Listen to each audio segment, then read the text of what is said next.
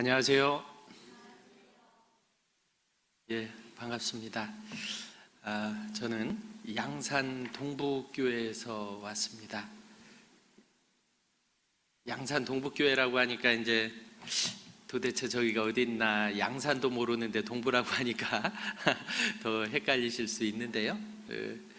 잠깐 좀 소개를 드리자면 저희 양산은 양산 어디 있을까요? 우산 옆에 있을까요? 우산 옆에 있지 않고 양산, 아주 쉽게 설명을 드리면 부산 아세요? 울산은요? 아시죠? 네, 부산과 울산 그 사이에 양쪽에 산을 두고 있습니다. 그래가지고 양산이다. 사실은 그건 아니고요. 대들보 량을 씁니다. 그쪽에 이제 큰 산들이, 특히 이제 천성산이라는 큰 산이 있어서 아마 이 대들보 같은 그런 산이 있어서 양산이다라고 이름을 짓지 않았나, 나름 생각을 좀 해봤습니다. 그래도 기억하기 쉽게는 밑에는 부산이 있고 위에는 울산이 있어서 양산, 그 사이에 있는 곳이 양산입니다. 근데 안타깝게도 양산 신도시 쪽에는 양산교회가 있고요. 저희는 그쪽에서도 이 산을 한 군데 넘어서 동쪽으로 이렇게 좀 가다 보면 예전에 웅상읍이라는 그런 지역이 있었는데 그쪽에 이렇게 따로 본교회하고 양산교회하고는 한 30분 정도 거리에 되는 곳에 양산 동북교회로 자립을 해서 이제 함께 교제 나누고 있는데요. 자립한 시간이 조금 한 5년 정도 되기는 했는데 아직은 좀 아주 너무 어릴 때 홍역을 좀 알아서 그런지 아직은 작은 교회로 이렇게 함께 교제하고 있습니다. 혹시라도 그쪽 지역에 연고 있으신 분들은 좀 전도해 주시고 기억해 주시고 기도해 주시면 감사하겠습니다. 예, 말씀 배우기에 앞서 먼저 하나님께 기도드리겠습니다. 우리를 죄 가운데서 구원하여 주신 주님 참으로 감사합니다. 지금도 살아계시며 우리의 모든 삶을 주관하여 주시고 주님 뜻대로 인도하시니 더욱 감사드립니다. 저희가 무엇이기에 그 아들을 우리를 대신하여 이 땅에 보내주시고 그 십자가에서 흘리신 피로 우리를 구원하셨습니까?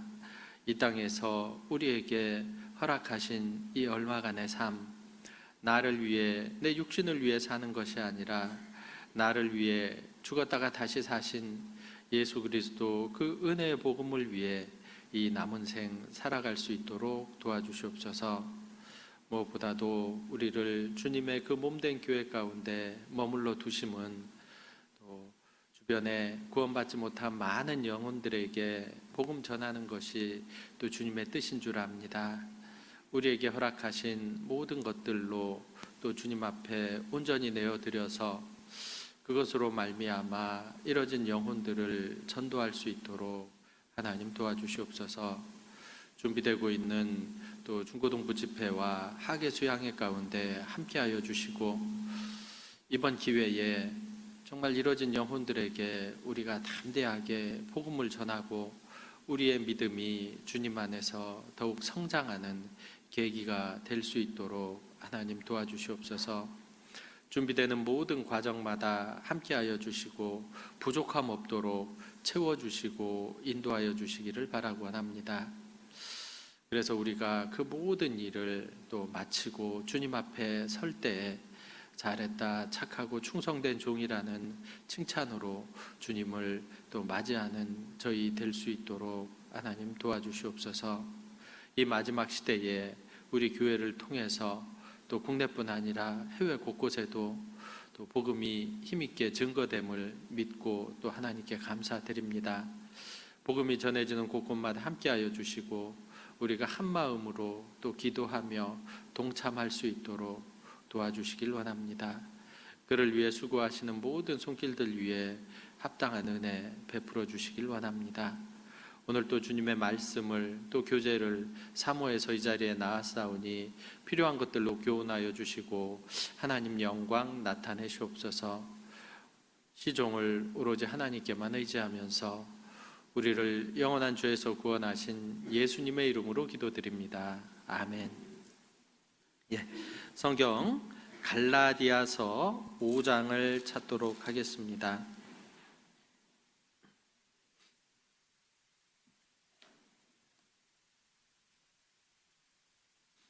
갈라디아서 5장 신약성경 308페이지입니다. 갈라디아서 5장 22절부터 23절까지 22절, 23절 짧은 말씀이니까요. 천천히 같이 읽도록 하겠습니다.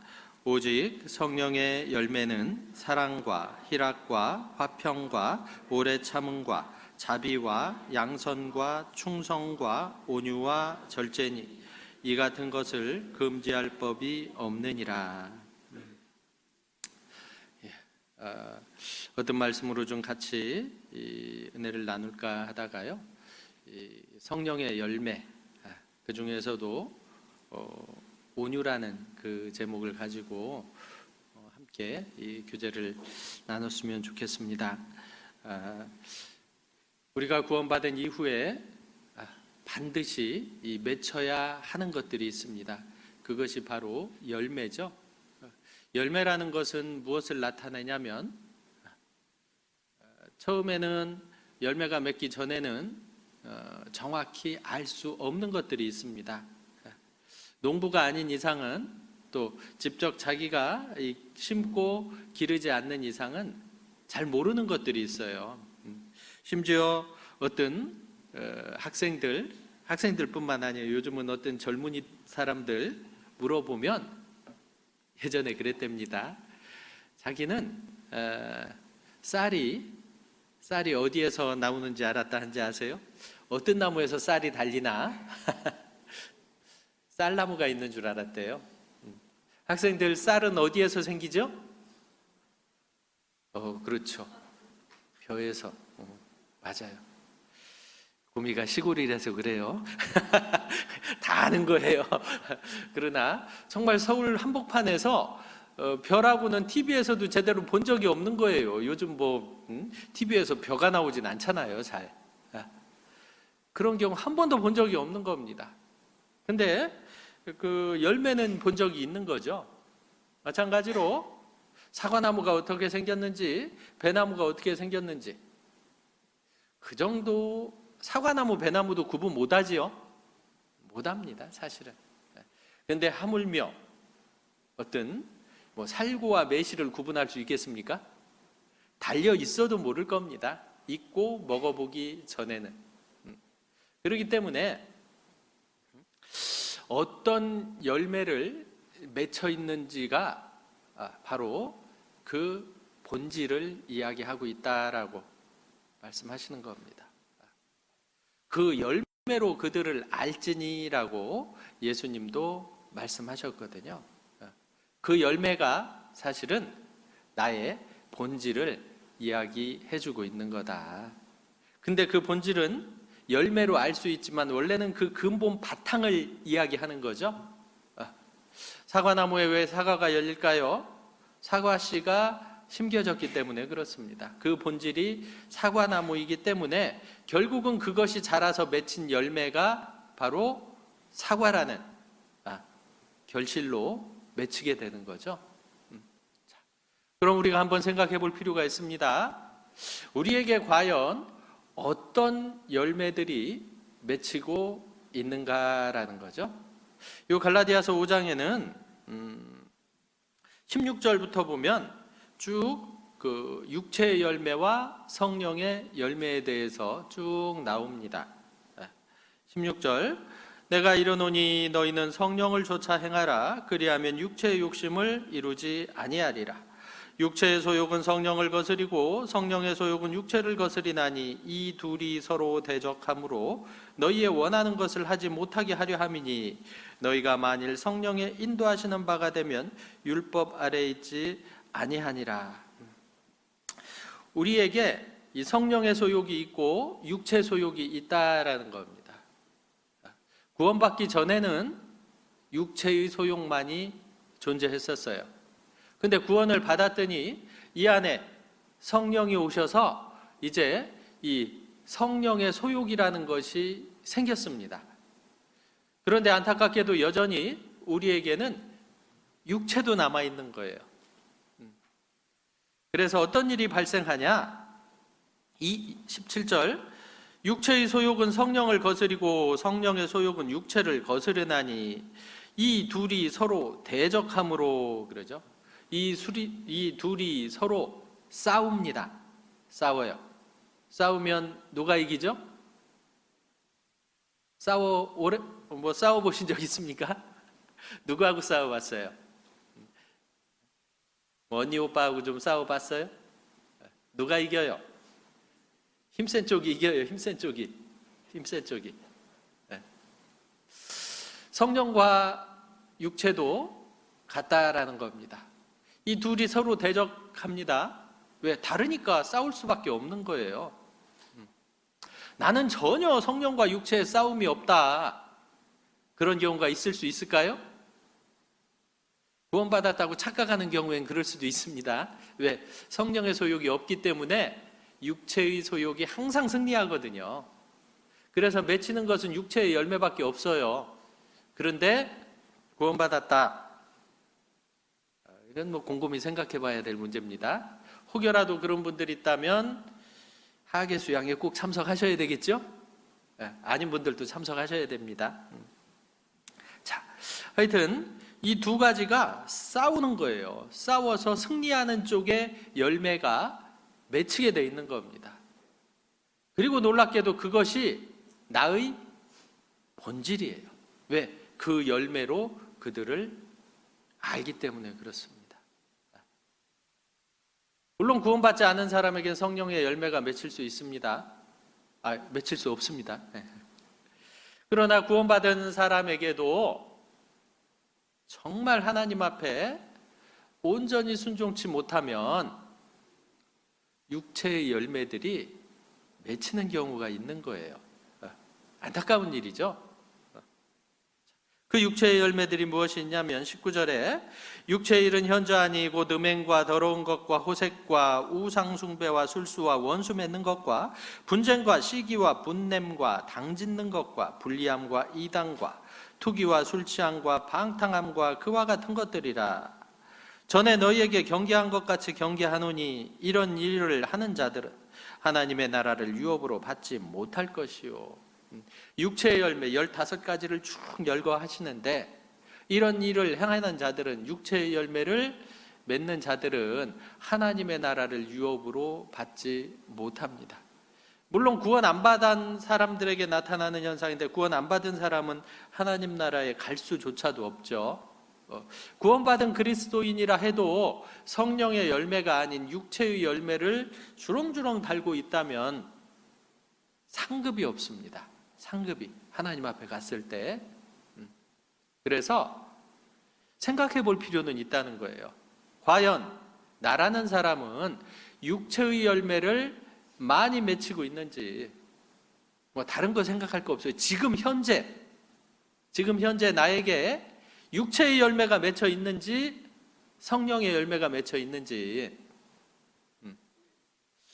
글쎄요, 착각하는 경우도 있지 않을까 생각이 듭니다.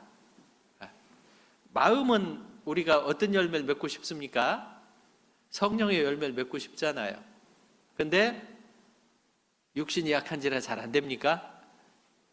그럴 수도 있는데 근데 꼭 그런 것만은 아닐 수도 있습니다. 속을 수도 있어요. 6장 7절 보면 스스로 속이지 말라. 하나님은 만홀히 여김을 받지 아니하시나니 사람이 무엇으로 심든지 그대로 거두리라. 자기 육체를 위하여 심는 자는 육체로부터 썩어진 것을 거두고 성령을 위하여 심는 자는 성령으로부터 영생을 거두리라 그랬죠. 혹시 그러지는 않습니까? 원하는 건 성령의 열매예요. 이건 구원 받은 분을 전제로 말씀드리는 겁니다. 원하는 건 성령의 열매인데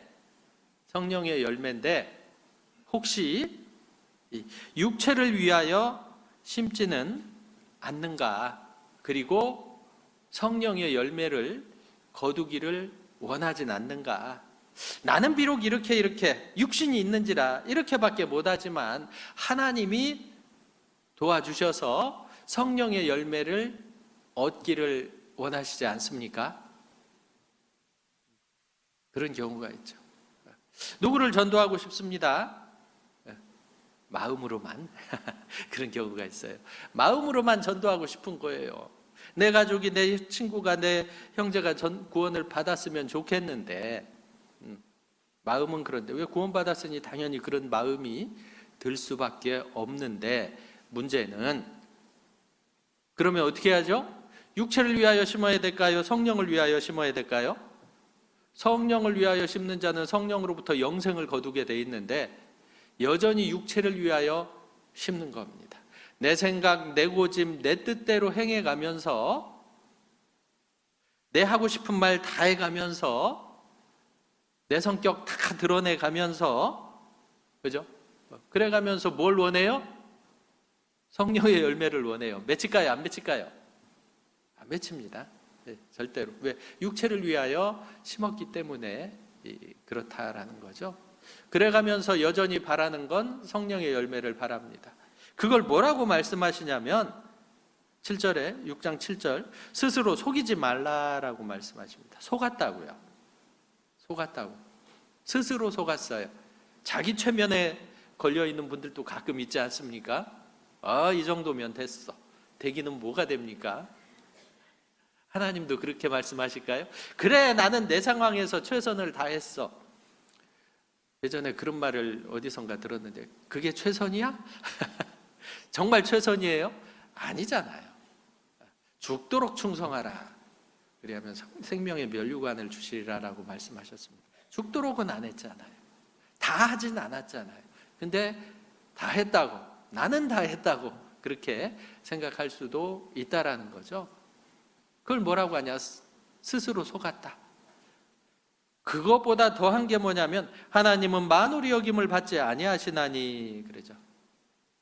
하나님은 반드시 말씀하신 그대로 되는데 사람이 무엇으로 심든지 그대로 거두리라라고 말씀하셨는데 육체를 위하여 심고 성령의 열매를 거두기를 바란다면 그것은 착각이다. 절대 그렇게 될 수 없다. 왜? 사람이 무엇으로 심든지 그대로 거두기 때문에 그렇습니다. 그리고 실제로 지금 나라는 사람은요, 지금 나는 언제 심은 것을 거두고 있습니까? 내가 지금 거두고 있는 것들은 바로 내 과거가 심은 것들을, 어찌 보면 우리는 이 과거의 흔적 위에 살아가고 있습니다. 그죠? 내가 어떻게 판단받고 평가되고 있습니까? 어떤 분이 나를 볼 때 나를 어떻게 생각할까요? 이 형제, 이 자매는 참 신실하고 정말 주님을 위해서 충성을 다하는 형제고 자매구나.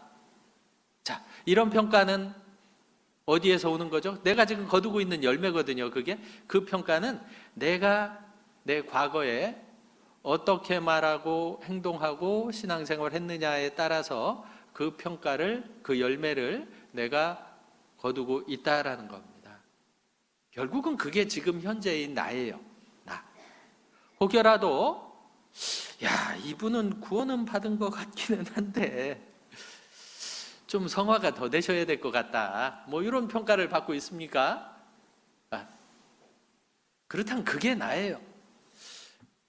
근데 뭐 그거는 그나마 다행인데 잠깐만, 이분은 구원을 받은 건지 뭐 혹시 이런 평가를 받고 있습니까? 그건 큰일입니다. 왜? 그게 진짜 나거든요. 그게 진짜 납니다. 그래도 안심하십시오. 이 자리에 계시다면 가능성이 있는 겁니다. 그죠? 왜? 이 교회 안에 머물러 있다 보면 놀랍게도 우리 교회에서 머물러 있는 이상 구원을 안 받고는 못 삽니다. 그죠? 없으니까 구원을 못 받는 거지, 머물러 있는 이상은 구원을 안 받고는 살 수가 없으니까 하여튼 충분한 가능성을 가지고 계시니까 안심하셔도 됩니다. 하여튼 그렇다는 거예요. 자, 과연 나라는 사람은 육체의 열매를 맺고 있냐, 성령의 열매를 맺고 있냐? 자, 이 성령의 열매, 육신의 열매들이 많이 맺혀 있다면 그것들은 하나씩 하나씩 재해가면 될 겁니다. 그죠? 왜?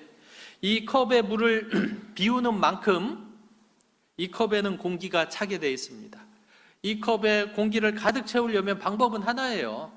이 컵에 물을 다 비워버리면 됩니다. 그죠?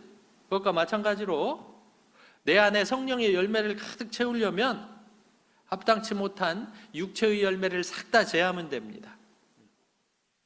그리고 성령의 열매를 채워야죠. 22절, 오직 성령의 열매는 사랑과 희락과 화평과, 이 성령의 9가지 열매를 굳이 좀 이렇게 구분을 해보자라고, 이 구분 잘하는 분들이 있잖아요.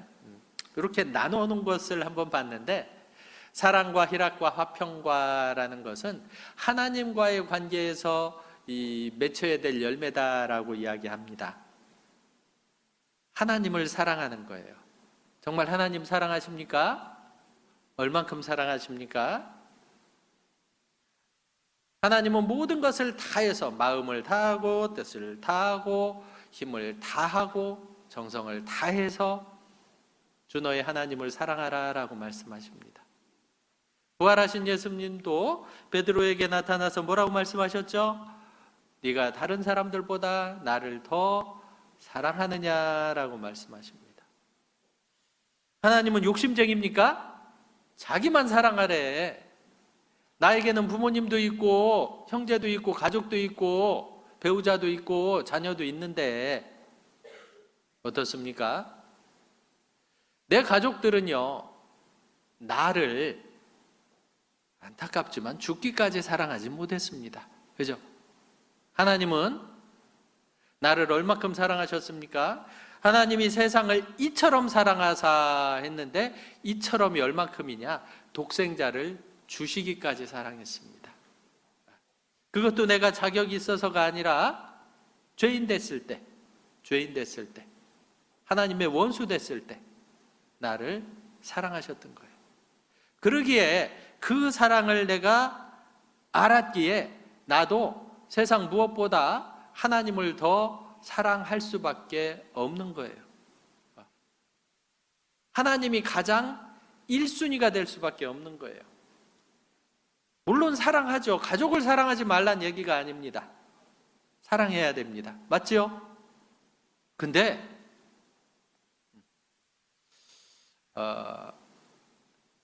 아내분들에게, 배우자가 있는 아내분들에게, 자매님들에게 여쭤보겠습니다. 남편의 핸드폰 단축번호 1번이 뭡니까? 확인 안 해보셨습니까? 이거 뭐 요즘은 그런 거 안 하나? 하여튼 뭐 참고로 저는 누구겠습니까? 제 자매입니다. 뭐 아이들은 그 바로 뒷번호예요.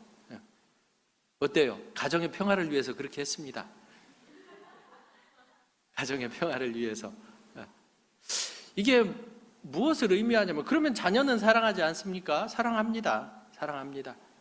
그러나 순번은 있다라는 거예요. 순위는 있어야 돼요. 형제님들 그렇죠? 아우, 다행입니다. 바로 대답하셔서. 안 그랬으면 큰일 날 뻔했는데요. 그게 정말 이 순서가 굉장히 중요한 겁니다. 순서가. 요즘은 참 순서를 망각하는 시대인데, 저희 어릴 때 얼마나 예의를 중요하게 생각했습니까? 밥상에서 어른보다 수저를 먼저 들면 돼요, 안 돼요? 맛있는 거 있으면 누가 먼저 먹어야 되죠? 참 요즘은 슬픈 시대인데, 요즘이야 뭐 간식을 끊어서 그런 게 애들이 다 나가고 그래서 그런 게 없지만, 예전에 이제 집에 이렇게 쓱 들어가 보면 뭐 냄새가 나지요? 그죠? 치킨 냄새도 나고 피자 냄새도 납니다. 예. 자기들끼리 다 먹어놓고 한쪽 남겨놓지요. 다리는 어디 가고 없고 그러지요. 예. 예. 그래요. 그게 현실이에요, 사실. 제가 한 거 아닙니다. 하여튼 그게 현실이에요. 근데요, 예전에 저희 어머니는 아버지께서 밖에 나가시잖아요. 그러면 밥솥에서 밥을 퍼서, 그때 보온밥솥도 없을 때예요. 밥을 퍼서 아버지 밥그릇에 담아서 아랫목에 묻어놨어요. 먼저. 그리고 이제 그 후에 밥을 퍼서 먹었죠. 그게 정상 아닙니까? 하나님이 원하시는 건 그거예요. 순서, 먼저. 사랑하지 말라는 게 아니에요. 사랑하지만 그래도 순번은 필요하다라는 거예요. 순번은 필요합니다. 그죠?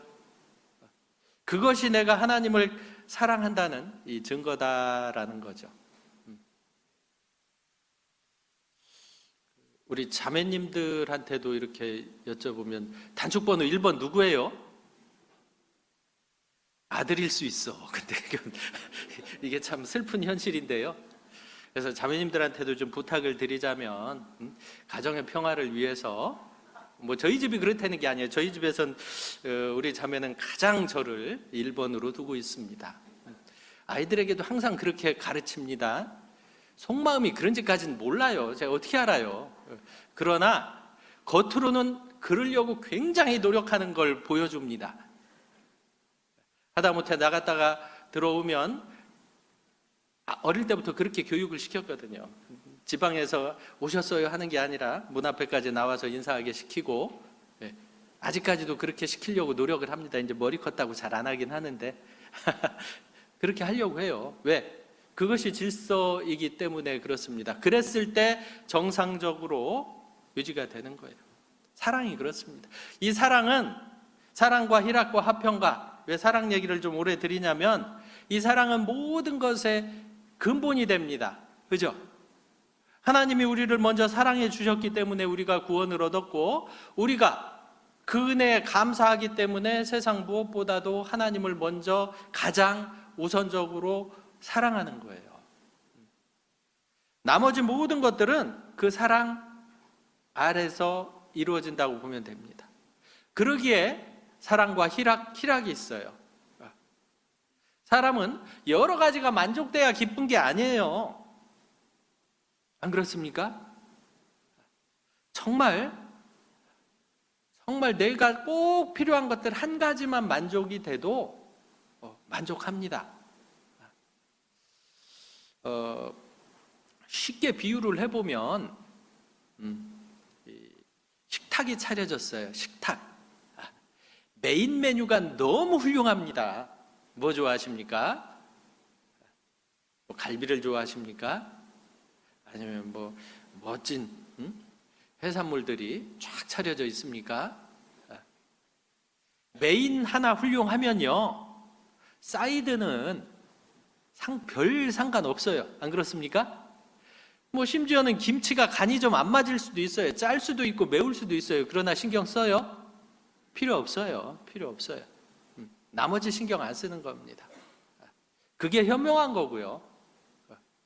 메인이 너무 훌륭한데 사이드가 좀 부실하다고 해서 그것 때문에 마음이 상해서 메인을 안 먹어. 아주 어리석은 거죠. 마찬가지입니다. 사랑 때문에, 내가 하나님께 받은 사랑이 너무나 크고 감사하기 때문에 내 마음에 기쁨이 차고 넘치는 거예요. 주변에서 아무리 뭐라 해도 사랑과 희락과 화평, 내 마음의 평강이 깨지지가 않는 거예요. 심지어는 누가 나에게 어떤 그런 일은 없겠지만 욕을 할 수도 있어요. 그래도 내 마음의 평강은 깨지지가 않는 거예요. 왜? 하나님이 주신 평강이거든요. 그래서 사랑과 희락과 화평 그랬는데요. 이것은 하나님과의 관계에서 맺혀질 열매다. 그리고 이것이 딱 맺혀지잖아요. 그러면 전혀 어떤 문제들이 되지 않습니다. 그리고 오래 참음과 자비와 양선과, 그런데 이건 사람들과의 관계에서 맺혀질 열매다라고 말씀하십니다. 사람들과의 관계에서 오래 참을 일들이 생기잖아요. 또 자비, 용서를 베풀 일들이 생기잖아요. 또 양선, 착하게, 양선은 좀 표현이 그렇긴 한데 착한 거예요. 선한 거예요. 모든 사람에 대해서 이 선을 베푸는 겁니다. 이것도 하나님과의 관계가 확실할 때에는 내가 너희를 사랑한 것 같이 너희도 서로 사랑하라라고 말씀하셨잖아요. 내가 너희를 사랑한 것 같이, 어떻게 사랑했죠? 자기 목숨을 죽기까지 내어주신 그 사랑이잖아요. 너희도 친구를 위하여 목숨을 버리는 것이 마땅하니라 라고 말씀하시거든요. 친구를 위하여 목숨을 버리면 훌륭하니라 이렇게 말씀하신 게 아니에요. 마땅하니라, 당연하다라고. 하나님께 사랑을 받았기 때문에 내 이웃을 내 몸같이 사랑하는 것이 너무나 당연하다. 하나님을 사랑한다는 증거가 그 낸 자를 사랑하는 자마다 그 내신 자를 사랑하는 것이 마땅하다, 당연하다라고 말씀하시는 겁니다. 그래서 어떤 상황에서도 오래 참을 수 있는 거예요. 어떤 상황에서도 자비, 용서를 할 수 있는 거예요. 그리고 어떤 상황에서도 선을 행할 수 있게 되는 겁니다. 어떻습니까? 나에게는 그런 열매들이 좀 맺나요? 그리고 내 마음에 맺혀야 될 그런 열매들을 충성과 온유와 절제다라고 말씀하십니다. 충성된 사자는 마치 추수하는 날의 얼음 냉수 같아서 그 주인의 마음을 시원케 하느니라 라고 말씀하시죠. 충성된 사자, 이게 참 충성이라는 말을 잘 표현하고 있습니다. 마음이 시원해지는 거예요. 무슨 일을 맡겼는데 돌아볼 필요가 없어요. 대표적으로 구약의 요셉이라는 야곱의 아들이 있었죠. 이 요셉은 형들에 의해서 종으로 팔렸습니다. 그래서 바로의 시위대장 보디발의 종으로 팔렸지만 어떻게 했죠? 그 가운데에서 정말 하나님의 도우심으로 충성되게 행했던 거예요. 그랬더니 그 보디발이 어떻게 했습니까? 그 집안 모든 재반 사물을 다 맡기고 자기 식료 외에는, 먹는 거 외에는 돌아보지 않았어요. 왜? 알아서 잘하는 걸, 나보다 더 잘하는 걸, 이게 충성된 겁니다. 어때요? 그런 경우 있잖아요. 어떤 사람에겐 일을 맡기면 하나를 가르쳐주면 열을 합니다. 그런 사람은 없어요. 하나를 하면 이제 그것까지 해서 한 둘 정도 하는 분들은 있습니다. 정말 대단한 거예요. 근데 같은 거 10번 얘기해야 되는 사람도 있지요. 같은 얘기를 10번 해야 돼요. 그래도 못해. 참 안타깝습니다. 충성되지 못한 거예요, 사실은. 정말 그 중심에서 마음을 다 하지 않은 거예요. 그렇기 때문에 물론 뭐 어떤 그 환경적인 제약이야 있을 수 있겠지만 일반적이라면 정말 마음을 다 하지 않았기 때문에 그렇습니다. 그래서요, 정말 이 충성돼야 됩니다. 그래서 일반적으로 충성되기 쉬운 방법을 말씀드릴까요? 이 세 가지 방법이 있는데, 첫 번째는 정말 주님의 뜻을 잘 헤아리고 알아서 잘하면 너무 좋습니다. 알아서 잘하는 분들 있잖아요. 그죠? 구원 딱 받았는데 뭐 말 안 했는데도 저 언제부터 교회 나오면 돼요? 이런 분들 있잖아요. 그리고 또 내가 나가야 될 교제는 뭐 있어요? 뭐 이러는 분들이 있거든요. 아니, 봉사는 좀 내가 뭐 하고 싶은데 뭐 시켜줄 거 없으세요? 아이, 그럼 말씀부터 들으세요. 그러겠죠. 이런 분들이 있잖아요. 정말 충성되게 성장할 수 있는 분들입니다. 알아서 잘하면 그거보다 좋은 게 없어요. 근데 그런 분들은 극히 드물죠. 그럼 어떻게 해야 될까요? 두 번째는 잘 모르겠어요. 그러면 좀 물어보세요. 근데 친구한테 물어봐선 답이 없는 거 아시죠? 솔로몬이 자기와 함께 자란 소년들에게 물어봤다가, 르호보암이 그랬다가 나라가 두 쪽 났습니다. 그럼 누구에게 물어봐야 될까? 믿음의 앞선 분들에게 물어보셔야 됩니다. 구원받은 지 오래되신 신실한 분들에게, 또 구역장님이나 어떤 조장님이나 임원들에게, 아니면은 목사님에게 물어보는 게 맞습니다. 그게 충성될 수 있는 방법이에요. 저는 쑥스러워서 제가 차마 가서 누구한테 가서 물어보기도 좀 힘들어요. 그런 분들도 있거든요. 그럼 어떻게 하면 되는지 아십니까? 시키는 대로 하면 돼요. 어렵지 않습니다. 충성되기가 어렵지 않아요. 그냥 시키는 대로 해요. 뭘 시키는데요? 지금 주일 말씀을 통해서 우리가 구원받은 이후에 어떻게 행하여야 할지를 말씀드리잖아요. 그죠? 그대로 하면 됩니다. 그대로 하면. 그러면 주님이, 하나님께서 그 마음이 우리를 통해서 시원해지실 수 있어요. 충성과 온유와 절제. 오늘은 이제 그 충성과 온유와 절제, 이 내적인 것들이 이루어졌을 때, 제가 좀 생각을 많이 해봤던 건데, 묵상을 해봤던 건데, 이것들이 이루어졌을 때 먼저는 하나님 앞에 사랑과 희락과 화평이, 특히 사랑이 완벽하게 이루어지고, 그 다음에 내 마음 안에 충성하고자 하는 마음, 온유한 이 삶의 변화, 그리고 실제로 이 삶에서 절제가 되는 그 모습이 완벽하게 이루어졌을 때 대인관계에 있어서 오래 참음과 자비와 양선의 모습이 나타나지 않을까, 그런 생각을 해봤습니다.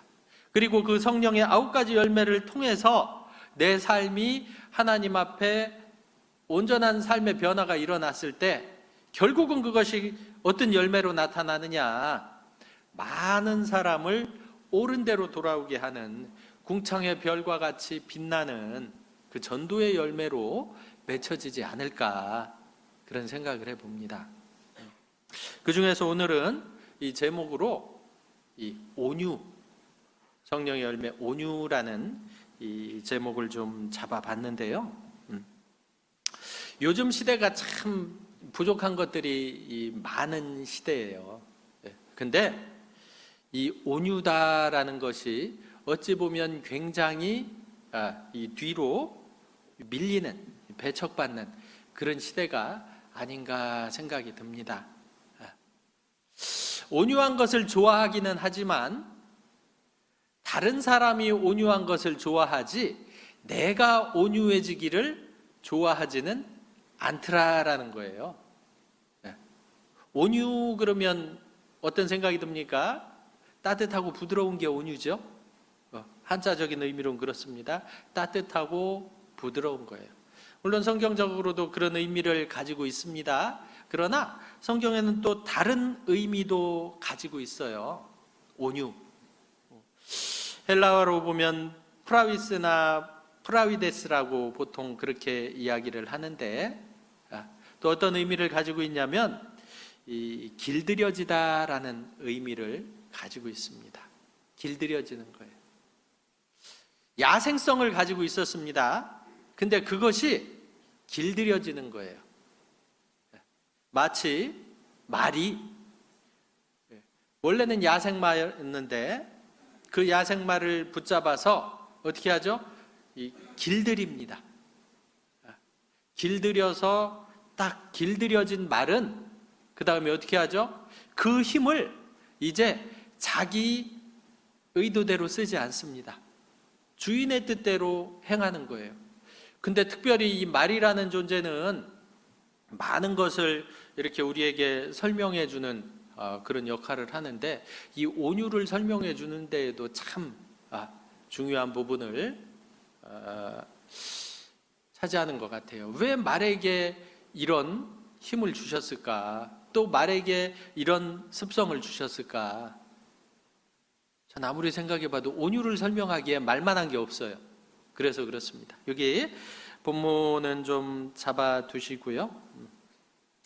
욥기 39장을 보겠습니다.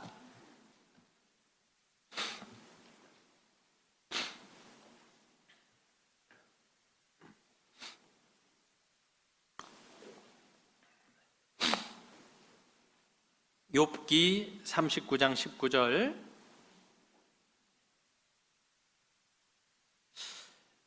말에 힘을 내가 주었느냐? 그 목에 흩날리는 갈기를 내가 입혔느냐? 내가 그것으로 메뚜기처럼 뛰게 하였느냐? 그 위험스러운 콧소리가 두려우니라. 그렇죠? 이 말이라는 동물을 어떻게 직접 보셨는지 모르겠습니다. 우리가 TV에서나 이런 그 그림이나 이런 것들은 말을 많이 봤는데, 제주도 가면 쪼락말 있잖아요. 작은 말도 있지만 실제로 타는 말들을 보면 그렇게 이제 작은 말들이 아니더라고요. 말이 굉장히 큽니다. 크고 그리고 어찌 보면 그 큰 말을 보면 무서워요. 그 뒷발에 한번 체익이라도 하면 죽을 것 같아요. 죽습니다, 실제로. 굉장히 그리고 힘도 셉니다. 얼마나 힘이 세든지 그 힘의 어떤 그 기준을 옛날에는 이 마력이라고 했거든요. 마력. 지금도 마력이라는 단위를 씁니다. 자동차 몇 마력 뭐 이런 이야기 하잖아요. 근데 이 마력이 바로 말 한 마리가 끌 수 있는 힘을 나타내는 거거든요. 그걸 마력이라고 합니다. 힘의 상징이기도 해요. 근데 그 위험스러운 콧소리가 두려우니라 그래요. 근데 그 말이 길들여지잖아요. 그러면 21절, 그것들이 골짜기 위에서 허위고 힘 있음을 기뻐하며 앞으로 나아가 군사들을 맞대 두려움을 비웃고 놀라지 아니하며 칼을 당할지라도 물러나지 아니하며 그 위에서 전동과 빛난 작은 창과 큰 창이 쟁쟁하며 땅을 삼킬 듯이 맹렬히 성내며 나팔 소리를 들으며 머물러 서지 아니하고 나팔 소리 나는 대로 소소히 울며 멀리서 싸움 냄새를 맡고 장관의 호령과 떠드는 소리를 듣느니라. 근데 놀랍게도 이 말의 특징은 또 어떤 걸 가지고 있냐면요, 굉장히 용감합니다. 용감해. 야, 짐승들 중에 용감한 짐승이 뭐가 있을까? 곰이나 사자나 호랑이도 용감하잖아요. 싸움 잘하잖아요. 근데요, 이것들은 불소리가 난다든지 옆에 대포가 떨어지고 총소리가 나면 어떻게 합니까? 아이고 나 죽겠다. 다 도망갑니다. 다 도망가요. 근데 이 말은 어떻습니까? 달려가요. 그래서 말 타고 전쟁하는 거예요. 옆에서 대포가 떨어져서 뻥 터져도, 불이 앞을 가로막고 있어도 말은 어떻게 합니까? 그 주인이 모는 대로 그 앞을 달려나갑니다. 그 야생의 기질이 있었는데 그것이 길들여지니까 그 힘을 오로지 주인을 위해서만 쓰는 거예요. 자기를 돌아보지 않고. 이 길들여지다라는 것에는 이런 뜻이 있는 겁니다. 그죠? 그 야생이 길들여졌지만 그 길들여진 야생이 필요할 때는 그 힘이 오로지 주인의 뜻대로만 사용되는 거. 근데 안타깝게도 요즘 시대는 길들여지는 것 자체를 싫어하죠. 가장 싫어하는 게 뭔지 아세요? 구속받는 거 싫어하잖아요. 말씀 듣자고 그래서 가장 거부하는 이유 중에 하나가 뭡니까? 교회 다녀야 되는 거 아니야? 나 일요일 날 놀러 다녀야 되는데, 취미생활 해야 되는데, 자야 되는데, 자기의 어떤 그 삶을 침해받는 걸 너무 싫어합니다. 또 구원받았다 해도 어떻게 합니까? 자기 그 한계를 명확하게 정해놓는 분들이 있잖아요. 그래, 구원받았으니 내가 주일날 말씀은 들어야지. 그러나 거기까지로 그냥 딱 제한을 걸어버리잖아요. 주요 말씀 들으셔야지. 아유, 난 저녁 때는 안 나가. 모임 나오셔야지. 아유, 말씀 들으면 됐지. 심지어 구원받은 분들 중에도 그러는 분들이 있거든요. 온유하지 못한 겁니다. 길들여지지 않은 거예요. 본성이 여전히 남아있는 겁니다. 길들여졌을 때 하나님께서 그 온유함을 통해서 하나님의 뜻을 이루시는 거예요. 결국은 그를 통해서 내가 영광을 얻습니다. 마태복음 5장 5절에 뭐라고 말씀하십니까? 온유한 자는 복이 있나니 저가 땅을 기업으로 받을 것이며, 그렇죠. 영광을 얻습니다. 상급을 얻습니다. 온유하지 않으면 상급을 못 얻습니다. 상급을. 그죠? 그리고 정말 온유함의 대표는 누굽니까? 나는 마음이 온유하고 겸손하니 내 멍에를 메고 나를 조치라라고, 나에게 배우라라고 말씀하십니다. 예수님이 가장 온유한 분이시잖아요. 예수님이 왜 온유한 분이시냐면 그는 근본 하나님의 본체셨는데 하나님과 동등된 것을 취할 것으로 여기지 아니하셨던 거예요. 그 본성을, 하나님의 그 높고 높은 보좌를 버리신 거예요. 그리고 이 낮고 낮은 땅으로 내려오신 겁니다. 그리고 실제로 어떻게 했어요? 죽기까지 복종하셨으니 곧 십자가에 죽으심이라. 그리고 이 땅에 그 종의 형체를 가져 사람들과 같이 오셨을 뿐만 아니라 피조물의 형상을 가지셨을 뿐만 아니라 죽기까지 복종하셨어요. 베드로는 어떻게 했습니까? 제사장의 그 하속들이 예수님을 잡으러 왔어요. 그러니까 베드로는 칼을 빼서 귀를 잘랐습니다. 근데 예수님은 뭐라고 말씀하십니까? 내가 지금이라도 아버지께 구하여 12영도 더 되는 천사들을 보내실게 할 수 없는 줄 아냐?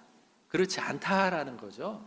능력이 없어서, 힘이 없어서 예수님이 무기력하게 십자가에 달리시는 게 아니다라는 겁니다.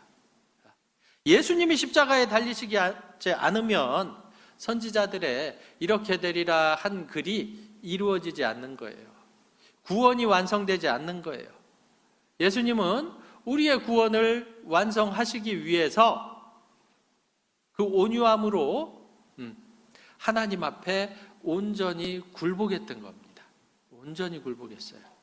그러나 그 온유함이 계속하진 않습니다. 나중에 이 복음을 받아들이지 않는 자들 있죠. 죄에 대하여라 함은 저희가 나를 믿지 아니하며 안 믿는 자들 있죠. 재림하신 예수님이 이 땅에 오실 때까지 예수님을 받아들이지 않는 자들은 예수님이 그때는 만왕의 왕으로 오셔서 설장으로 질그릇을 깨 부수듯이 심판하시는 일이 있습니다. 심판하실 거예요. 그러기에 정말 아직 기회가 있을 때 구원을 확증해야 되는 겁니다.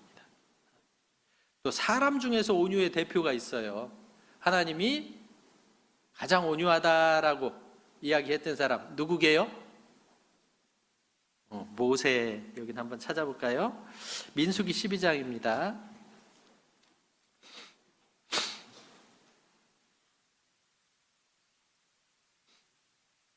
민수기 12장 3절 구약성경 215페이지입니다.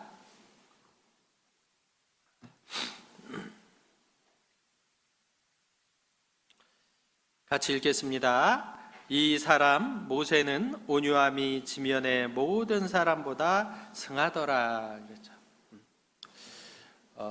이 사건이 언제 나타나냐면 모세가 자기 아내 미리암이 아내가 죽으니까 그 구스 여자를 취했습니다. 아내로. 그랬더니 그 누나 미리암과 아론이 어떻게 했죠? 비난하는 거예요. 아니 세상에 어떻게 이방 여인을 취하냐? 유대인 여자도 잔뜩 있는데. 근데 사실은 뭐 이방 결혼했다는 얘기는 아닙니다. 이 시대에 정말 하나님의 뜻대로 이스라엘 백성도 나왔지만 중단 잡족이 나왔지요. 그 중에서도 정말 이 배반한 사람들이 많이 있지만 모세가 그런 배반한 사람을 취했을 리는 없고요. 정말 하나님 앞에 이 순전한 사람을 취한 겁니다. 결국은 지금으로 치면 교회 안에 머물러 있는 구원받은 사람인 거죠. 근데 내 생각에는 이렇게 된 거예요. 미리암과 아론이. 그래서 비난합니다. 야, 너만 하나님하고 얘기했냐? 우리도 했잖아. 그래가면서 자기를 거의 모세와 동격으로 올려놓습니다. 근데 모세는 어떻게 했습니까? 이 배신이라는 게 사람이 못 참을 때가 있는 거예요. 지나가던 술 취한 사람이 나한테 해코지를 좀 했어요. 해코지를 했어요. 그러면 그냥 넘어갈 수 있습니다. 그죠? 그 술 취한 사람 붙잡고 싸울까요? 그럴 필요 없잖아요. 그냥 이렇게 에휴 내가 더러워서 피한다 이러고 피하면 되는 거예요. 그죠? 근데 나하고 가장 친한 믿었던 이때는 또 얘기가 다르죠. 가장 친한 누군가가 네가 나한테 이럴 수가 있어? 그래가지고 그 마음은 엄청 큰 배신감을 느낍니다. 근데 이것도 참 우리가 마음에 새겨야 될 게 정말 그 친구의 사랑으로 인한 통책이라면요 받아들일 줄도 알아야 됩니다. 그러나 이 모세와 미리암은 그게 아니었던 거예요. 그러니까 화를 누가 내셨냐면 하나님이 내셨어요. 하나님. 모세는 어떻게 했죠? 잠잠했어요. 이유가 뭘까? 만약에 모세가 거기서 누나가 형이 나한테 이럴 수 있어? 그랬대 봐요. 아마 미리암과 아론은 그 자리에서 더 이상 남아있지 못했을 겁니다. 사라져 버렸을 거예요. 그러나 그 후에도 계속 남아있거든요. 그 이유는 온유한 모세 덕분이에요. 하나님이 급이 다르다는 걸 얘기해 주시잖아요. 6절 이르시되 내 말을 들으라. 너희 중에 선지자가 있으면 나 여호와가 이상으로 나를 그에게 알리기도 하고 꿈으로 그와 말하기도 하거니와 내 종 모세는 그렇지 아니하니 그는 나의 온 집에 충성됨이라. 그와는 내가 대면하여 명백히 말하고 은밀한 말로 아니하며 그는 또 여호와의 형상을 보겠거늘 너희가 어찌하여 내 종 모세 비방하기를 두려워 아니하느냐. 같다고 생각했던 것 같아요. 내 동생이니까 이렇게 육신적으로 생각했던 것 같아요. 근데 그렇지 않았던 거예요. 착각하는 겁니다. 우리 주변에 형제 자매들이 있습니다. 우리 형제 자매들 물론 가까이 있는 형제고 자매입니다. 육신적으로는 어떤 관계에 어떻게 있을지 모르지만 함부로 말할 수 없는 존재들이라는 걸 알아야 됩니다. 나한테 어떻게 했다고 해서 내가 한번 어떻게 해볼 수 있는 존재들이 아니에요. 이따가 말씀드리겠지만 다윗이 그랬잖아요. 다윗이 사울을 죽였어요? 안 죽였어요. 왜요? 사울이 무서워서요? 아니에요. 사울 죽이면 자기가 편해져요. 그러나 안 죽였어요. 이유는 딱 한 가지죠. 뭡니까? 하나님의 기름 부은 받은 자 되기 때문에. 기름 부은 받은 자 해야 하는 걸 두려워했던 겁니다. 심지어는 순간적으로 욱해서 옷자락을 좀 뱄어요. 그것조차도 찔렸어요. 죽일 수 있었는데 안 죽이고 참다가 옷자락 뱄어요. 왜 주변에서 하도 뭐라 하니까 이거라도 잘라야 되겠다 싶었는지도 모르겠어요. 근데 그것마저도 마음에 찔려 했던 게 다윗의 온유함입니다. 그죠? 우리는 형제자매들을 어떻게 대합니까? 형제가 나한테 이럴 수 있어? 이렇게 생각하십니까? 내가 다시는 얼굴 보나 봐라. 심지어 어떤 분은 너 때문에 교회 안 나가? 그분 때문에 신앙생활 하셨나 봅니다. 안 된다는 거죠. 하나님 앞에 만약에 그분이 참는다면 너무 잘하신 거고요. 하나님이 대신 심판해 줍니다. 그리고 그들을 위해 기도해 줬잖아요. 미리암을 위해서 기도해 줬습니다. 온몸에 문둥병이 발한 미리암을 위해서 기도해 줬던 게 모세예요. 그럼 원래 모세는 그렇게 온유한 사람이었던가? 그래요, 아니에요? 모세는 40년 동안 바로의 공주의 아들로 애굽의 왕자로 자랐습니다. 40세가 돼서 자기 백성 돌아볼 마음이 생겼을 때 이 애굽 사람이 자기 백성을 학대하는 걸 본 거예요. 그래서 모세가 어떻게 했죠? 쳐 죽여버렸습니다. 애굽 사람을. 근데 그것이 들통난 거예요. 모세가 굉장히 다혈질이었던 거죠. 쳐 죽여버렸어요. 그리고 백성들이 하도 못하니까 이제 무리바 물가에서 그냥 우리가 너희에게 물을 내랴 이러던 거 봐도 그 본성의 어떤 그 급함은 조금 남아 있기도 했습니다. 근데요, 그 모세가 온유한 모세로 바뀌었어요. 40년 동안 광야에서, 미디안 광야에서 목동으로 있으면서 그 모든 것들이 다 깨졌습니다. 그리고 하나님이 부르십니다. 부르셔요. 네 성격 이제 다 죽은 것 같으니까 부를게 하고 불렀더니 모세가 뭐라고 합니까? 아이고, 나는 원래 말이 능치 못합니다. 나 못 갑니다. 그러잖아요. 네 형 아론이 있지 않냐? 니네 형 말 잘하거든. 그러니까 또 뭐라고 합니까? 보낼 자를 보내소서.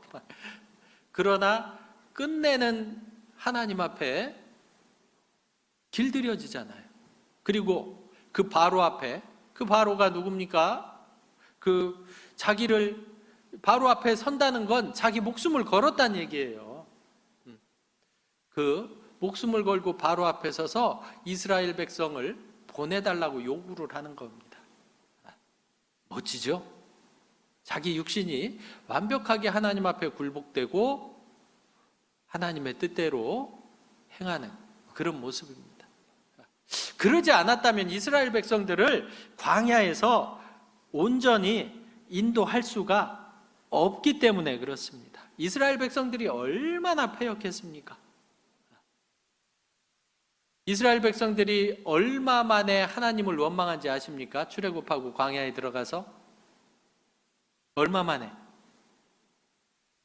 3일 만에 10가지 재앙을 보고 홍해를 하나님이 갈라주신 홍해를 건너서 들어갔더니 3일 길 정도 갔더니 이제 물도 떨어지고 먹을도 떨어지고 그런 거예요. 그때부터 원망하기 시작하거든요. 그때부터 무슨 말 들었을까요? 아이고, 그나마 애굽에서 종으로 있을 때에는 물이라도 먹었는데 내 거는 아니지만 고기 까마 곁에서 떨어지는 부시래기라도 먹었는데 아유, 여긴 아무것도 없구나. 원망하기 시작하는 겁니다.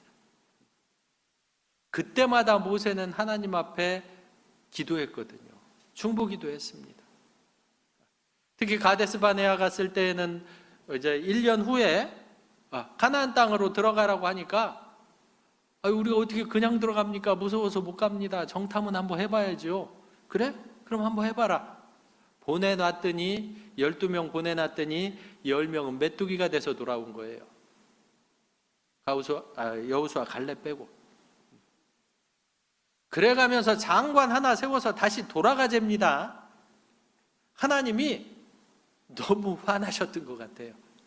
이것들 그냥 연병으로 싹 다 죽여버리고 모세를 통해서 한민족을 이루어야 되겠다. 모세가 어떻게 합니까? 기도합니다. 기도하는 거예요. 아이고 하나님, 그러시면 세상 사람들이 여호와가 능력이 없어가지고 광야에서 다 죽였다고 할 거 아닙니까? 제발 하나님, 이들 용서해 주십시오. 그런 적이 한두 번이 아니에요. 그 십계명을 받으러 올라갔다 왔더니 무슨 일이 있었습니까? 밑에서 송아지 우상을 만들어 놓고 우상 숭배를 하고 있는 거예요. 그때 모세는 좀 단호했습니다. 어떻게 했죠? 일단 돌판을 던져서 부숴버립니다. 그리고 여호와의 편에 속한 자가 있느냐라고, 여기 출애굽기 32장 출애굽기 32장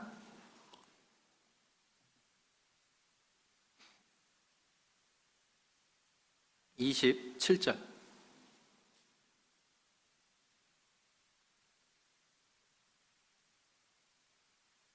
모세가 그들에게 이르되 이스라엘의 하나님 여호와께서 이같이 말씀하시기를 너희는 각각 허리에 칼을 차고 진 이문에서 저 문까지 왕래하며 각 사람이 그 형제를, 각 사람이 그 친구를, 각 사람이 그 이웃을 도륙하라 하셨느니라. 레위 자손이 모세의 말대로 행하매 이날에 백성 중 3,000명가량이 죽임 받은지라. 모세가 이르되 각 사람이 그 아들과 그 형제를 쳤으니 오늘날 여호와께 헌신하게 되었느니라. 그가 오늘날 너희에게 복을 내리시리라. 그렇죠? 그 우상 숭배하는 모습을 보고 여호와의 편에 선 자가 누구냐 그랬더니 레위 자손들이 나왔거든. 명령하는 겁니다. 허리에 칼을 차고 진 이쪽에서 저쪽까지 가가면서 쳐라. 칼로 그 형제를, 그 친구를 어떻게 해요? 죽여라. 그랬더니 레위 자손이 어떻게 했습니까? 죽였어요. 근데 그것을 뭐라고 얘기합니까? 헌신됐다라고 얘기합니다. 헌신됐다. 이게 무슨 모습일까 생각해 보면 그 온유한 모세였잖아요. 그러나 하나님 앞에 너무 합당치 못한 모습들이 있었던 거예요. 그것들은 어떻게 해요? 과감하게 제해야 됩니다. 그것이 가족일 수도 있고 친구일 수도 있어요. 내가 가장 사랑하는 대상일 수도 있습니다. 그럼에도 불구하고 하나님 앞에 헌신하기 위해서는 제하는, 이것도 온유한 모습에 속하는 겁니다. 그죠? 그것이 바로 자기가 부인되는 모습이죠. 이러한 모세였기에 하나님께서 그 온유함이 지면의 모든 사람보다 승하다라고 말씀하셨던 것 같습니다. 또 한 사람 다윗. 이 다윗을 통해서는 이 온유한 사람의 특징들을 좀 몇 가지 살펴볼 수 있는데요. 다윗은 어땠습니까? 자기 통일왕국을 건설한 후에 안타깝게도 하나님 앞에 범죄함으로 말미암아 그 아들에게 왕위를 빼앗기는 일이 있습니다. 야, 이러다가 아들 손에 죽겠구나 싶어서 성을 버리고 도망을 합니다. 그때 마침 베냐민 지파 그 시므이가 나와서 뭐죠? 이 비루한 자여, 피 흘린 자여 해가면서 다윗을 그냥 굉장히 모욕합니다. 그 모습을 보고 그 스루야의 아들들이 가만히 있겠습니까? 저것들 그냥 저거 당장 쫓아가서 쳐 죽일까요? 근데 그러지 말라라고 말씀하십니다. 여기 사무엘하 16장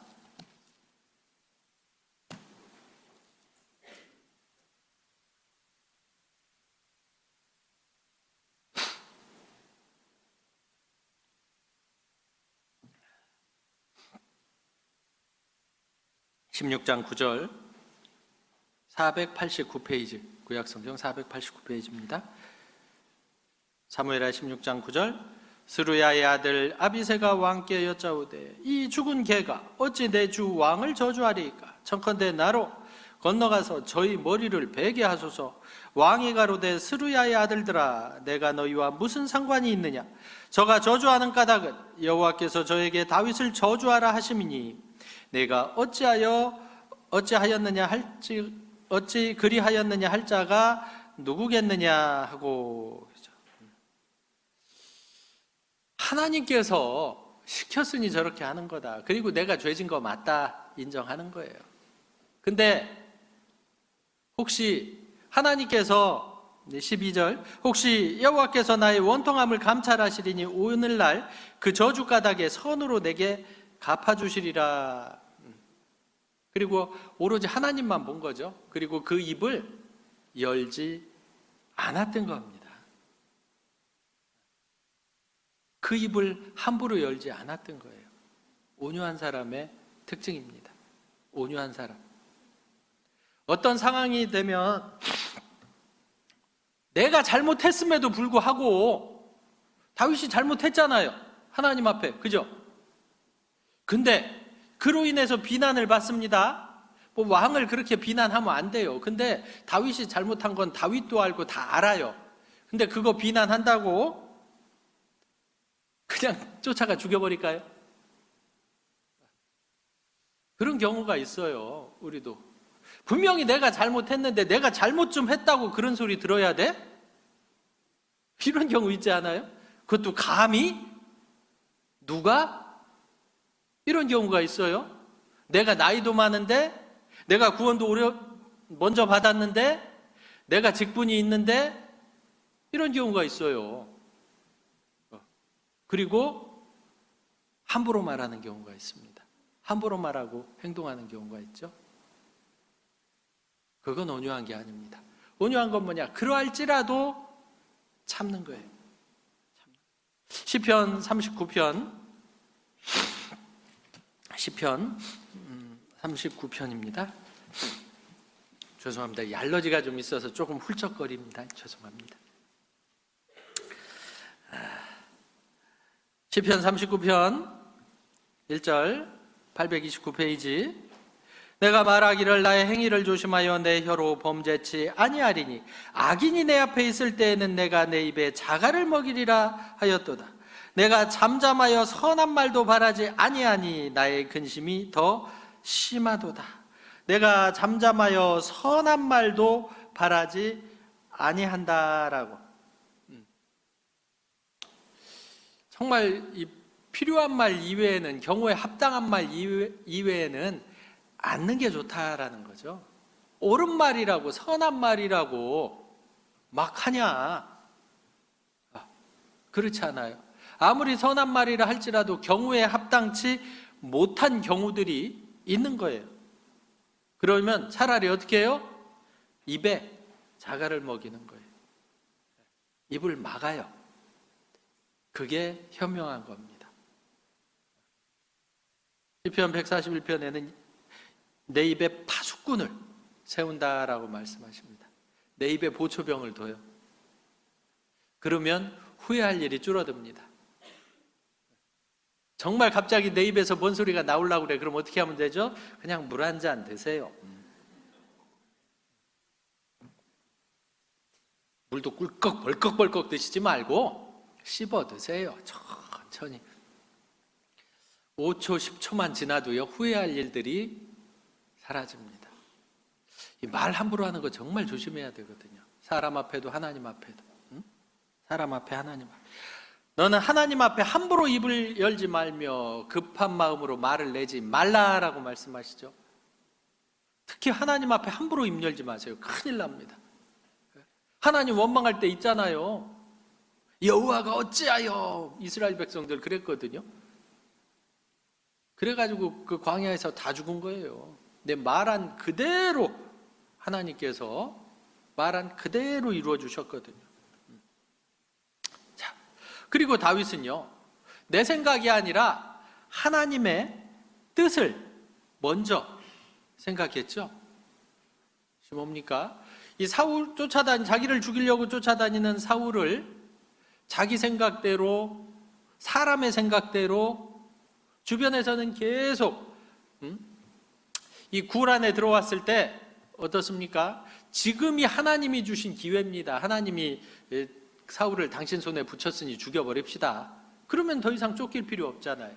근데 그렇게 되면 무슨 일이 벌어집니까? 그렇게 되면 이스라엘 통일왕국이 건설되지 않습니다. 다윗은요, 끝까지 사울을 존중해 줬어요. 그러니까 심지어 베냐민 지파에서도 마음이 온전한 사람들은 다윗에게 돌아왔습니다. 다윗의 아들이 왕이 됐음에도 불구하고, 사울의 아들이 왕이 됐음에도 불구하고, 자기 지파가 왕권을 가지고 있음에도 불구하고 베냐민 지파에서도 많은 사람들이, 온전한 사람들이 다윗에게 왔거든요. 다윗은 같은 백성끼리 피 흘려서 통일왕국을 건설하고자 했던 게 아니에요. 같은 민족끼리 어떻게 해서든지 화합하는 것, 그것이 하나님의 뜻이었기에 다윗은요, 철저히 사람의 생각, 자기 뜻대로 행한 것이 아니라 하나님의 뜻대로 행하려고 노력했던 겁니다. 이 베드로전서 2장 보겠습니다.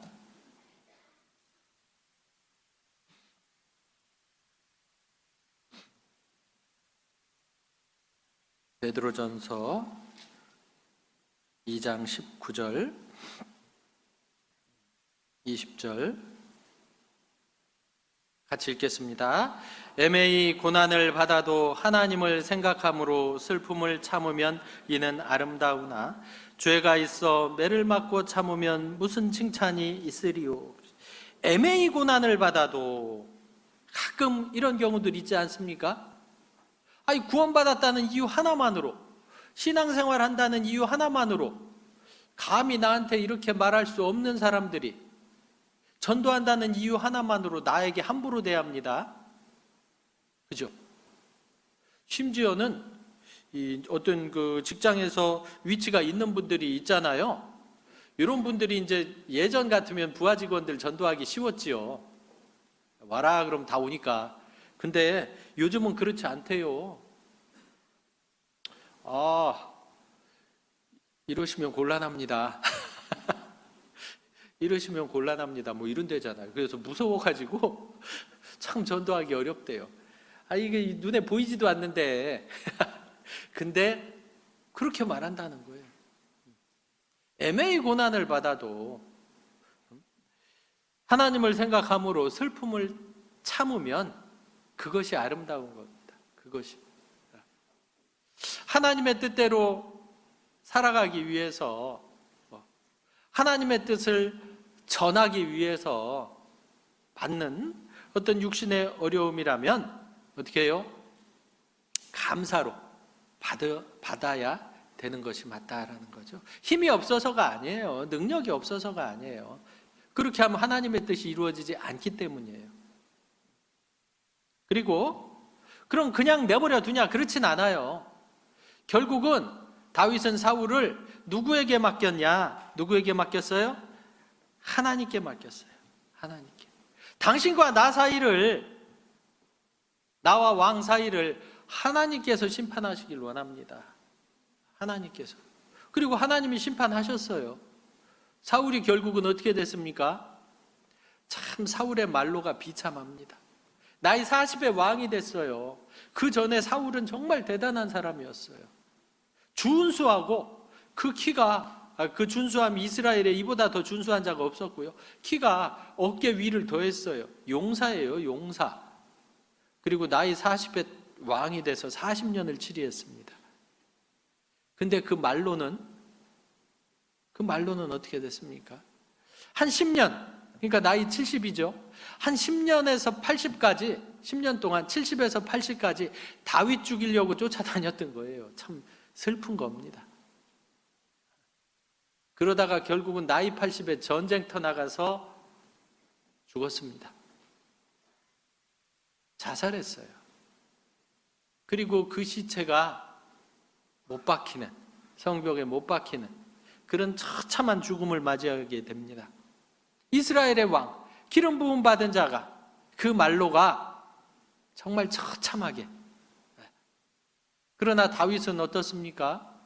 다윗은 그 하나님 앞에 심판을 맡기고 자기는 원수를 갚지 않았던 거예요.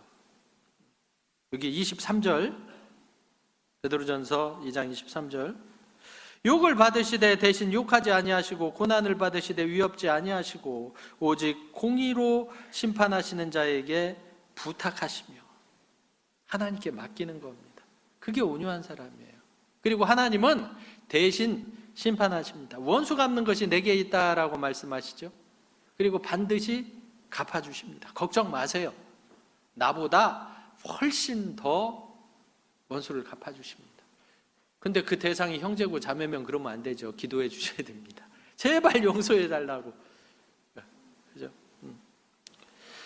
그리고 이 온유한 자들의 특징이 기도해 주는 거예요. 기도해 주잖아요. 기도해 주는 거예요.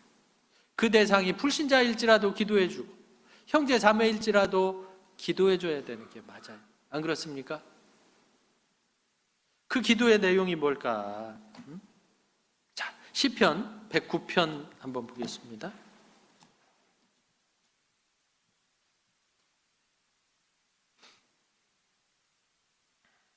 시편 109편 4절.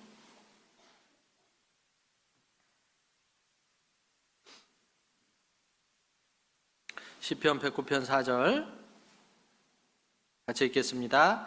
나는 사랑하나 저희는 도리어 나를 대적하니 나는 기도할 뿐이라. 사람을 변화시키는 유일한 방법이지 않나 싶습니다. 사랑으로 대하는 거예요. 원수를 사랑하라라고 말씀하신 이유가 뭘까요? 그 원수를 변화시켜야 되잖아요. 근데 그 변화시킬 수 있는 힘은 나에게 있어요, 없어요? 없어요. 그럼 어떻게 해야 되냐? 원수를 변화시키는 힘은 하나님이 주시는 사랑밖에 없어요. 사랑으로 대하는 수밖에 없어요. 근데 그 사랑하는 마음이 내게 있냐고요? 내게는 원래 없어요. 그래서 하나님의 사랑으로 내가 원수를 사랑하고자 하는 마음으로 바뀌어야 돼요. 그러면 그 원수가 바뀝니다. 그래서 나는 기도할 뿐이라 뭐라고 기도해야 될까요? 사랑하는 마음을 달라고 기도하는 것이 가장 좋은 것 같습니다.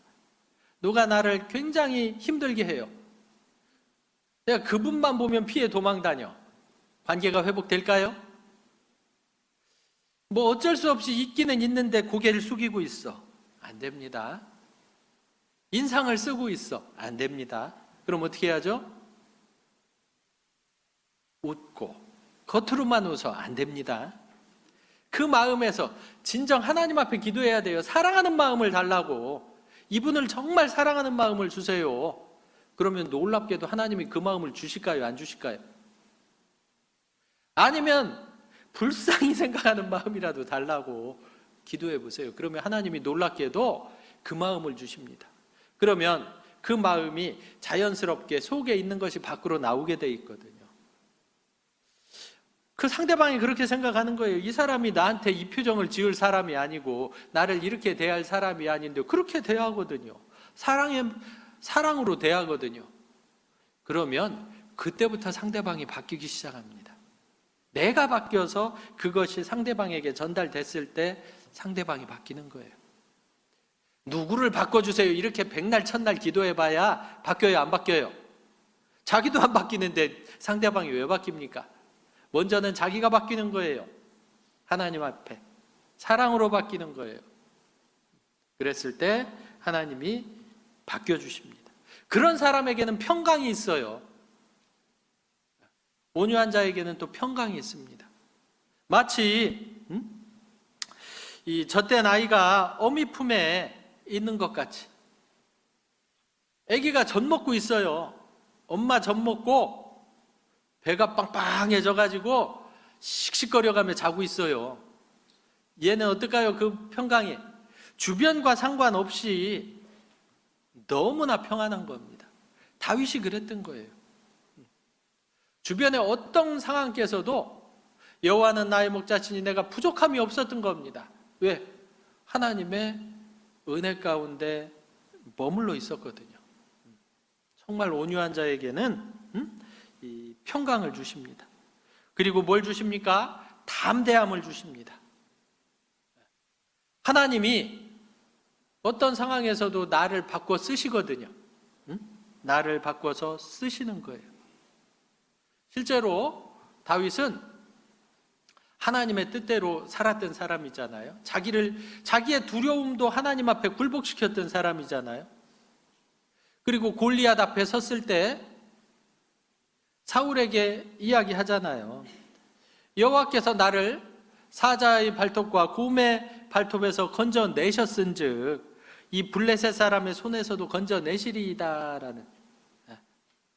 내가 그때 하나님 의지하고 이 두려움들을 다 극복했습니다. 실제로 어떻게 소년이 곰하고 사자하고 싸워서 이깁니까? 근데 그렇게 했거든요. 하나님을 의지하고 담대히 나가서. 그렇기 때문에 그때 나를 도와주신 하나님이 지금 저 블레셋 사람, 하나님을 모욕하는 저 블레셋 사람의 손에서도 건져주실 겁니다. 확신 가운데 물맷돌 들고 나아갔죠. 그리고 승리한 겁니다. 우리도 마찬가지입니다.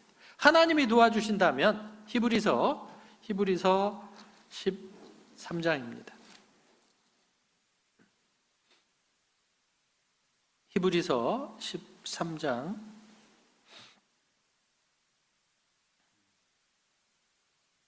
6절, 신약성경 369페이지입니다. 히브리서 13장 6절 같이 읽겠습니다. 그러므로 우리가 담대히 가로되 주는 나를 돕는 자시니 내가 무서워 아니하겠노라. 사람이 내게 어찌하리요 하노라. 하나님이 도와주시는데 사람이 내게 어쩌겠습니까? 그죠? 이게 하나님 앞에 자기가 완전히 굴복된 사람입니다. 무섭지 않다는 게 아니에요. 힘들지 않다는 게 아니에요. 무섭고 힘들어요. 육신은 여전히. 그러나 주님이 나를 도와주시는 거예요. 주님이 함께 하시는 거예요.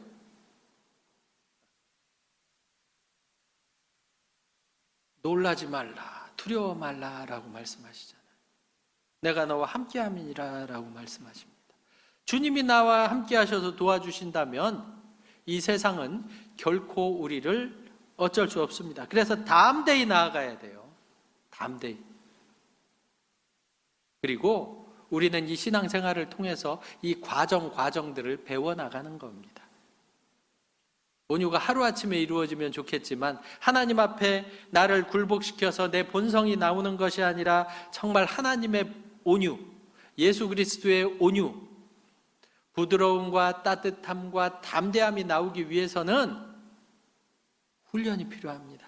이 신앙생활이 우리가 훈련해 나가는 과정이에요. 모세가 온유해지기 위해선 40년의 광야 생활이 있었던 겁니다. 그리고 온유함이 지면에서 가장 승한 자가 됐었던 거예요. 다윗도 그 광야에서 엄청난 훈련을 받았던 거예요.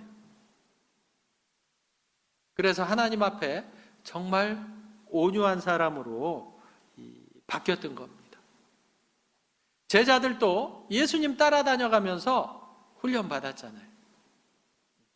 그리고 구원받기 이전이기 때문에 그 육신이 완벽하게 굴복되지는 못했지만 구원받은 이후에 예수님께서 나 대신 죽으시고 살아나셨구나. 그분이 정말 하나님의 아들 맞구나라는 사실을 알고부터는 제자 중에 대표가 누굽니까? 그 온유의 대표는 요한은 원래 어떤 사람이었죠? 세베대의 아들 야고보와 요한. 그 별명이 있었는데 뭔지 아세요? 우레의 아들이에요. 성격이 얼마나 불같으면 우레의 아들이에요. 우레의 아들. 사마리아 사람들이 예수님 배척하니까 예수님, 우리가 명하여 저들에게 벼락이 떨어지게 하기를 원하십니까? 명령해달라는 거예요. 저것들 싹 다 죽여버리게. 어디 감히 예수님을 배척하냐고. 그랬던 우레의 아들, 보아너게, 우리의 아들들이 뭐가 됐어요? 사랑의 사도가 됐어요. 사랑의 사도가. 그죠? 결국은 정말 우리가 이 신앙생활 하는 가운데 이 배워야 될 것들이 뭐냐, 훈련 받아야 할 것들이 뭐냐, 맺혀야 할 것이 뭐냐. 그래서 맺혀야 할 것이 바로 이 온유의 열매다라는 겁니다. 그리고 그 온유의 열매가 우리에게 온전히 맺혀졌을 때 정말 많은 사람들이 하나님 앞에 돌아오는 일이 있습니다. 정말 하나님 앞에 우리가 온유해야 됩니다. 자, 마지막으로 베드로 전서 3장을 보겠습니다.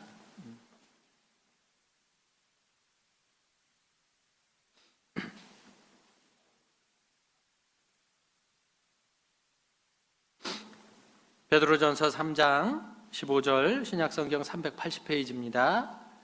너희 마음에 그리스도를 주로 삼아 거룩하게 하고 너희 속에 있는 소망에 관한 이유를 묻는 자에게는 대답할 것을 항상 예비하되 온유와 두려움으로 하고. 그랬죠.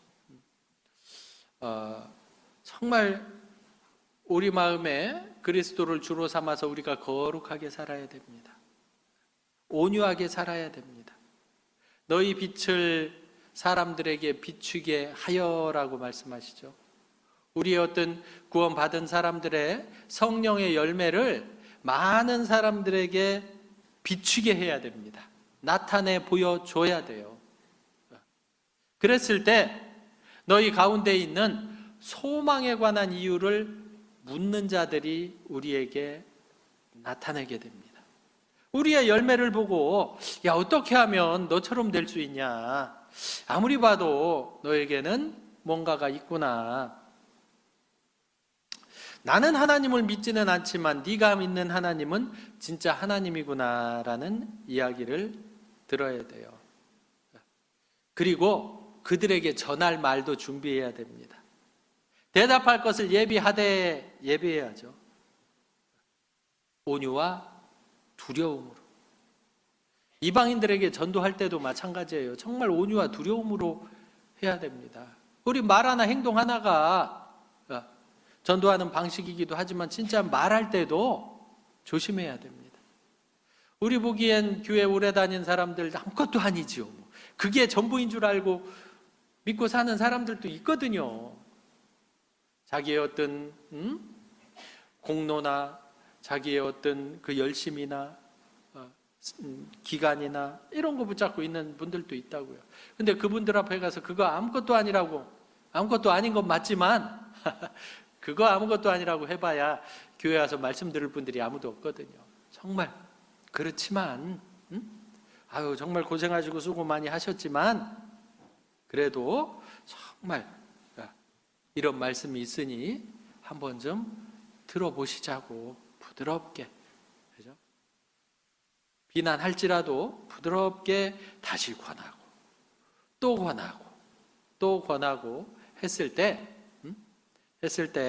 정말 복음이 온전히 전해질 수 있다라고 할 수 있습니다. 성령의 많은 열매들이 있습니다. 물론 온유의 열매만 맺혀야 되는 건 아니에요. 성령의 9가지 열매는 이외에도 다른 열매들은 다 맺혀야 되는 거예요. 그것들이 특별히 이 9가지 열매는 온전히 다 맺혀야 돼요. 사랑 열매 따로 있고 뭐 충성 열매 따로 있고 온유 열매 따로 있고 그런 게 아니에요. 한 송이 한 송이, 그게 온전한 거예요. 포도송이 하나 샀는데 반쪽은 좋고 반쪽은 썩었어.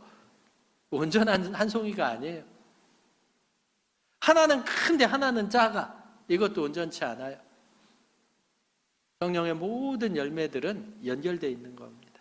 그래서요, 이 성령의 이 모든 열매들이 아주 풍성하게 실하게 잘 맺혀서 그 열매가 하나님 앞에 또 온전히 드려지기를 또 같이 소망해 봅니다. 특별히 이제 학예 수양에 머지 않았습니다. 전도하실 분들 계시지요? 학예 수양이 우리가 못 해보니까 얼마나 이 소중한지 알겠습니다. 그래서요, 계획도 있으시고 많은 어떤 것들이 있으시겠지만 특별히 가장 우선으로 학예 수양회를 두시고, 정말 학예 수양회는 놀라운 그 힘이 있어요. 처음에는 그런 생각도 많이 해봤습니다. 야, 저 휠체어 타고 오신 분, 정말 혼자 거동하기도 어려운 분들, 지역교회에서 상담하면 되지 뭐 여기까지 모시고 와서 이 고생하나 라고 생각 들었던 적이 있었습니다. 솔직히 말씀드리면. 안 해봤겠어요? 했는데 안 된 거예요. 근데 놀랍게도 수양관에 와서 그 상황에서 구원받는 분들이 많습니다.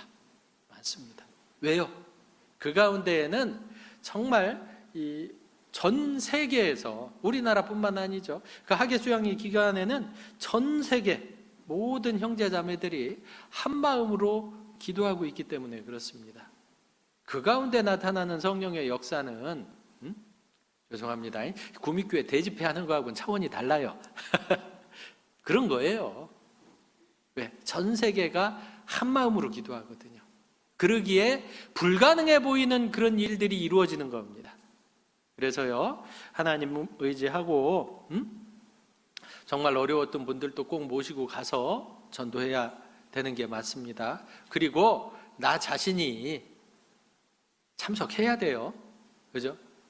하나님이 주시는 유익을 반드시 얻어야 또 올 가을, 겨울까지, 동계 수련회 전까지 힘있게 살아갈 거 아닙니까?